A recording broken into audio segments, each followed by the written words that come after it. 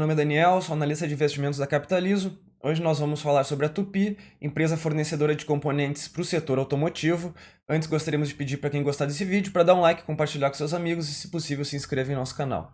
Então, em relação à Tupy, ela foi fundada em 1938 em Joinville, Santa Catarina, abriu capital em 1966 e tem como seus principais acionistas o BNDES e a Previ, que é um fundo de pensão dos funcionários do Banco do Brasil. As duas, então, passaram a deter a maior parte do capital social da empresa a partir do momento em que transformaram suas debêntures em ações em 2007, em um movimento que veio a reduzir drasticamente o endividamento da empresa. O free float da Tupy chega a 46% e ela atua no setor automotivo, produzindo principalmente blocos e cabeçotes de motores. Ela possui 4 parques industriais, um em Joinville, também tem em Mauá, no estado de São Paulo, e tem 2 parques industriais no México, aquisições feitas em 2012. Então, a partir de 2012, a empresa passou a ter parques industriais fora do Brasil. O primeiro ponto positivo aqui, então, em relação à Tupy é a diversificação de mercados. A empresa tem, então, uma forte atuação na América do Norte, mais precisamente nos Estados Unidos e no México. A maior parte das suas receitas vem dos Estados Unidos, em torno de 32,5%, de acordo com dados de 2018. Tem também receita vinda do México, com mais de 30%, em torno de 17% da receita vem do Brasil. Ela possui mais de 50 clientes, que são basicamente grandes montadoras, como é o caso de Fiat, Chrysler, Mercedes-Benz, enfim. Então, grandes montadoras são seus clientes e a empresa tem como o primeiro ponto positivo aqui a diversificação de mercados, o que acaba reduzindo o risco, até porque a empresa está altamente correlacionada com fatores macroeconômicos.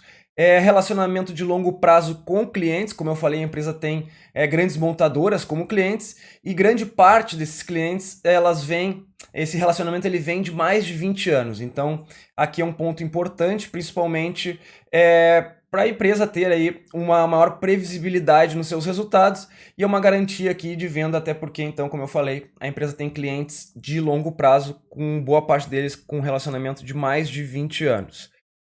Escala e flexibilidade, a empresa tem uma capacidade de mais de 850 mil toneladas de produção, então com uma escala elevada, a empresa tem uma capacidade maior para diluir custos fixos. Então, é um ponto importante a ser ressaltado, o tamanho da empresa e a capacidade de diluição de custos fixos, e a flexibilidade diz respeito a empresa ela consegue produzir produtos pesados e também consegue produzir produtos leves a custos competitivos. Então ela pode direcionar, como eu falei, suas atenções a outros mercados, né, fora do Brasil, e também pode direcionar as suas atenções a um mix de produtos mais diversificado. Então ela tem aqui um ponto importante em relação à sua flexibilidade dentro da produção.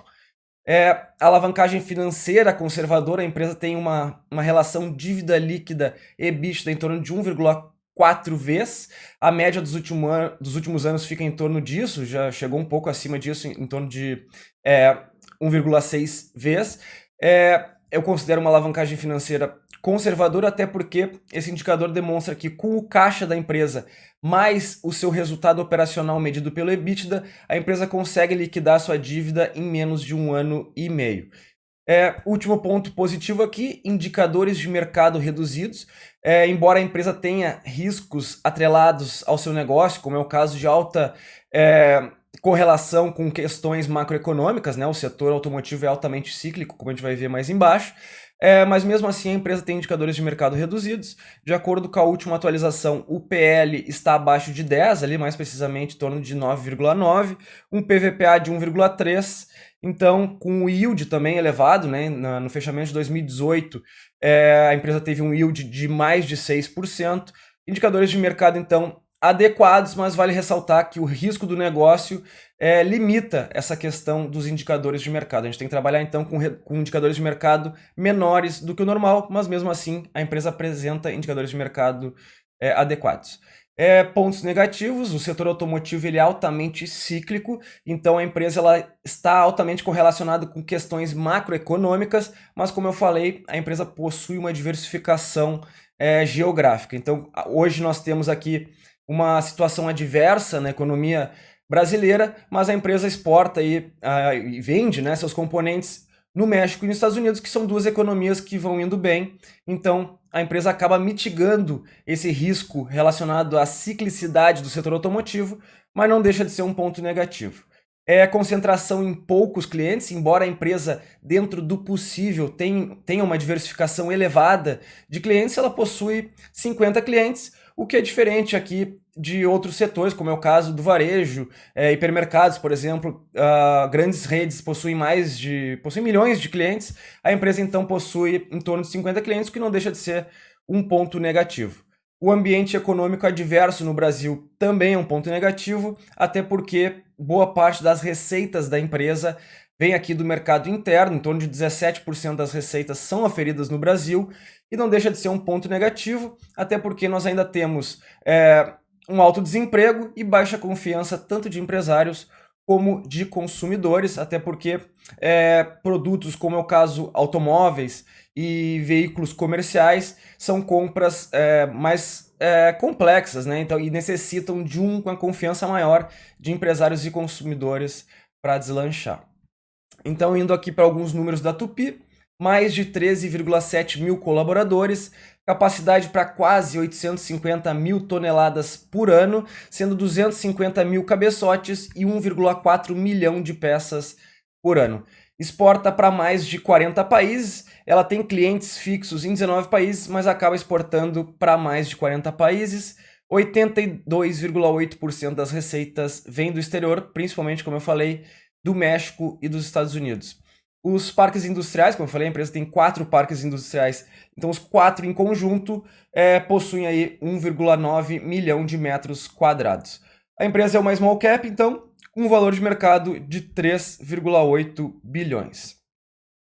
Aqui, então, em relação à distribuição da receita da empresa, a gente pode ver que, de acordo com dados de 2018, 32,5% da receita foi oferida nos Estados Unidos e no México 30,2%, sendo os dois principais mercados. Em conjunto aqui a América do Norte, então, com 63,7% sendo a principal região da empresa, mas o Brasil aqui também como uma região importante e o Reino Unido.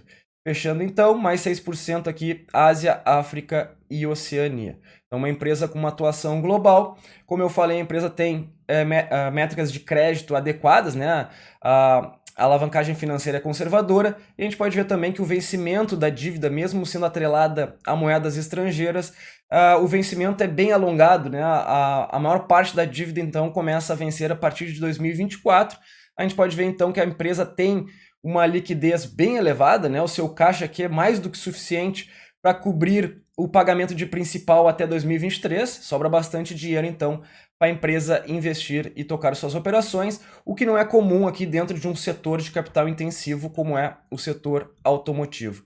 Aqui só a composição acionária da empresa, como eu falei, a Previ, que é o Fundo de Pensão dos Funcionários do Banco do Brasil, e o BNDES Participações, os dois em conjunto têm mais de 50% das ações da empresa, a empresa com free float aqui então em torno de 46%. Aqui só para mostrar em relação à concentração dos principais clientes, a gente pode ver aqui dentro de transporte, infraestrutura e agricultura, né? A empresa vende aqui principalmente para 3 clientes aqui, que não são especificados, mas a gente pode ver que o principal cliente corresponde a quase 20% da receita, o que não deixa de ser um risco no negócio. Caso a empresa venha a perder esse cliente, os seus resultados serão impactados diretamente. Então, os 3 maiores clientes correspondem aqui a quase 46% da receita.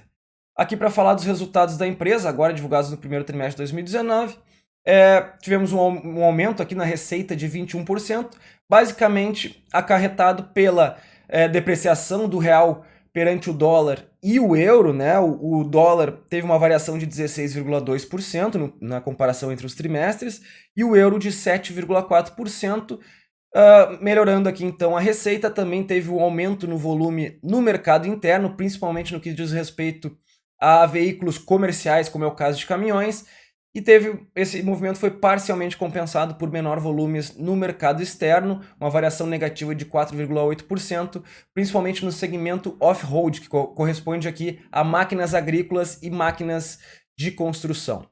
Outros fatores que acarretaram aqui, que impactaram os resultados da empresa, foi a readequação das operações, de algumas operações, que aumentou o consumo de materiais e reduziu a diluição de custos fixos.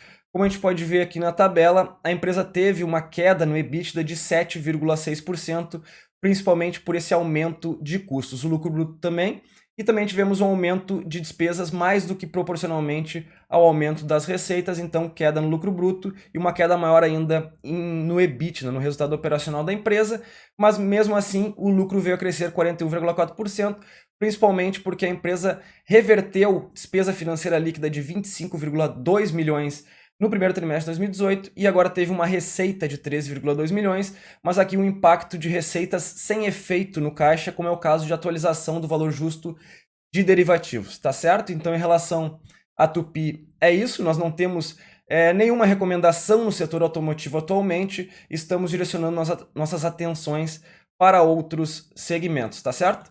Então, só para falar aqui então um pouco em relação à Capitalizo, a Capitalizo é uma empresa de análise e recomendação de investimentos. Nós possuímos produtos voltados para títulos de renda fixa, fundos de investimento. Também temos o plano Invista em Ações, que utiliza análise fundamentalista para recomendações de longo prazo. E o Carteiras Capitalizo aqui engloba esses 3 planos em um só. Temos também o Full Trader, que utiliza análise gráfica e técnica para recomendações de curto prazo. E o Capitalizo Completo, que engloba todos os planos em um só. Quem quiser conferir o nosso trabalho, basta chegar em conteúdos grátis. Você vai ter 3 opções. Clicando aqui, então, no caso, no relatório do Itaú, basta preencher seu nome, e-mail, que são campos obrigatórios.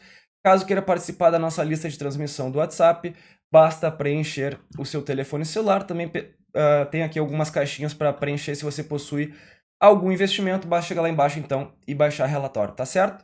Em relação à Tupy é isso. Até o próximo vídeo e um abraço.